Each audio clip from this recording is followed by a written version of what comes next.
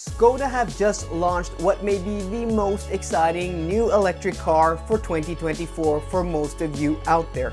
The brand new compact SUV, the Skoda Elroq. And in this video, I'm going to tell you guys everything you need to know about this new electric offering from Skoda. I just want to ask you guys a very small favor that takes about a second and is completely free, and that is subscribing to the channel. I know you guys really don't care about subscribers, and I really don't, but the brands and the manufacturers do, and the more subscribers I have, the earlier access I get to new electric cars and more world premiere launches I get invited to, because they look at numbers of subscribers on the channels of people they invite to these events. And at the time you're watching this, when this goes out, you know, I'm actually in Prague, in Czechia, at the world premiere launch of the Skoda Elroq, and that is 100% thanks to every one of you who are subscribed to the channel.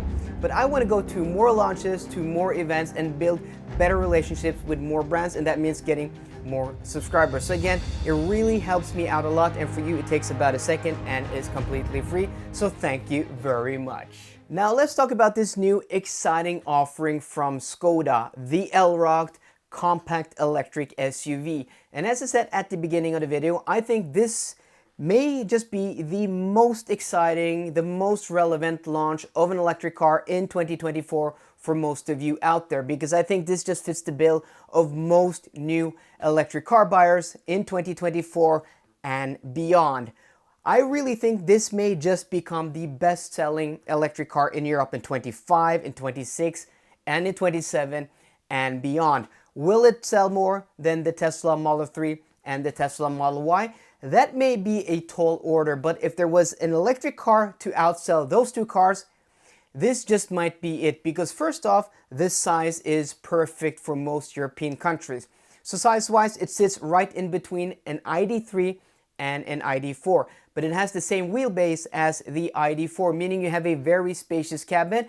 And also the trunk size for this length of vehicle, 470 liters, is actually very impressive. You have a little bit more ground clearance because it's an SUV, and you also have a taller vehicle because it is an SUV. So again, in most European cities, this car isn't going to be too long, but still long enough to be practical. It has an SUV shape, so you can fold down the rear seats, and you have a very practical car for carrying cargo. Horde lets you become the boss of your own economy. The app will show you how much debt you have across different creditors, and you can even refinance inside the app, so you can collect that debt in one place to get lower interest rates and lower monthly costs. Get a free non-binding quote today through the app and become the boss of your own economy. Use the referral code LRIFA to get double bonus points, so 1,000 bonus points that you can use towards your debt or in the reward store. A huge thanks to Horde for sponsoring this video. And then we have the price point. So here in Norway, it's going to start from less than 300,000 kroners, which is completely bonkers. So in the rest of Europe, it's going to start from 33,000 euros, which is about 3,000 euros less than an ID3, which is a very good price point. But less than 300,000 kroners here in Norway means they're going to sell a lot of these, because I just went to the Kia EV3 launch, and even though, you know, that car, the entry-level version, has a bigger battery pack than this, you can have this with a bigger battery pack. There are going to be three versions available, the 50, 60, and 85X. This, in the cheapest trim, starts from 50,000 kroners less than that EV3. So this is going to appeal to a lot of buyers who just want a cheap electric car, because if you're looking for a car at 3 to 350,000 kroners, that's a big price delta, like 30 to 35,000 euros. You're going to, you know, meet a lot more buyers if you can lower that price point. So I think they're going to sell a lot of the cheap versions, and they're going to sell a lot of, you know, the 60 and the 85 version. So with that entry-level version, you're getting a 52 kilowatt hour usable battery with almost 400 kilometers of WLTP rated range, and I think that car's going to appeal to a lot of people. But then you have the 60 with more than 400 kilometers of WLTP rated range. But maybe the most exciting car that's going to also sell a lot here in Norway is the 85X, because if you wanted an MBB platform car from Volkswagen, if you wanted, you know, a ID4, ID5, Skoda Enyaq, Audi Q4 e-tron, Those were the cars to get if you wanted four-wheel drive, because if you went for 93, it's going to be rear-wheel drive. If you went for that Cupra Born, it's also going to be rear-wheel drive. But this is the first smaller than those other larger MEB platform cars that has all-wheel drive. That 85X model is going to have four-wheel drive. I don't have the pricing yet. We don't have the pricing. It's not official, but I'm pretty sure it's going to undercut the Enyaq 85X by quite a substantial amount. And you know, the 85X in the Enyaq form is a large vehicle for a lot of people. So again, getting four-wheel drive, that big battery pack, 77 kilowatt hours usable, and all-wheel drive with a range, according to WLTP, of 560 kilometers. If you can get a nicely spec car at around 450 to 500,000 kroners, that is going to be a bestseller. It's going to sell more than the EV3, the Volvo EX30. It's just a very exciting car, this new Elroq, in my opinion. So those are the technical details about this car. And just from a technical standpoint, I think this, you know, the size, the range, the price, the different variants, this is going to be a bestseller.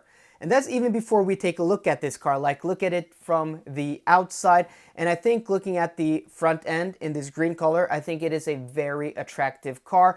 I think it's much cooler and much more modern and sleek than the Enyaq. The Enyaq, not a bad looking car, but it kind of looks like a minivan. I think this looks really, really nice. That front end just looks sharp. I really like, you know, this new DRL signature in the front. It's just a really nice looking car. It also has a very efficient drag coefficient of 0.26 for being this type of vehicle. That's not easy in a SUV that's short. Rear end also very elegant, very typical Skoda with those, you know, triangle rear-like designs. I just think it's a very tasteful designed car. And then we have the interior. You know, we don't have a lot of photos of the interior yet, but it looks like it's going to be very close to the Enyaq, again, which is a nice interior. I think it's up between that and the Q4 for the nicest interior on this platform of this size of vehicle. And I think if they just, you know, don't mess it up with too cheap materials, which it doesn't look like. Again, when you're watching this, I'm actually at the launch, so the next video is me showing you this car in person in Prague. So hopefully you subscribe so you can see that next video. But I think, like, if Skoda have done what they've done with their earlier interiors, and I don't see any reason for them not doing this, this is going to be a winner overall. So that's why I'm really excited about this new offering. So guys, let me know what you think about this new Skoda Elroq. Are you excited? Are you not excited? If you're not excited, is there another electric car at this price point that you think is better, offers more value, or that you're more excited about? If not, tell me if this is an electric car you are excited about and, yeah, may want to go out and purchase. So I hope you enjoyed today's video. If you did, please drop me a thumbs up down below. And for more car content, as always, please subscribe. See you guys then, and goodbye.